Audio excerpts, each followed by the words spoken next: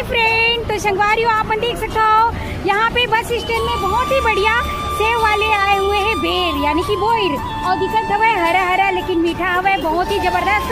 और ये देख सकते हो भारी टेस्टी। तो चलो आप मतलब पूरा पास से दिखाता हूँ। और कितना रुपए किलो है घर रेट घलो बताऊँ आप मतलब मैं तैयारा जरूर है, खा के देखे रहा हूँ, भारी मीठा है। और ये देख सकते हो बाबा जो है गंडाई से आए हुए हैं ना बाबा, गंडाई 50 रुपए का आधा किलो, 50 के आधा किलो। और एक बार खाओ तो मन करी बार बार खाए के।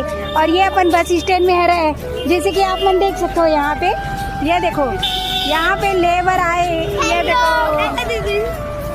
ये देखो लेत हुए, हाँ भारी। तो यहाँ पे देख सकते हो, मैं भी खा के टेस्ट करके दिखाता हूँ आप मन ला। और इतना क्रंची ना, ये बीफ है बीफ, और देख सकते हो बहुत ही जबरदस्त और बहुत ही बढ़िया लगे थे। और एक रेट है 90 रुपए किलो की, जबरदस्त और टेस्टी।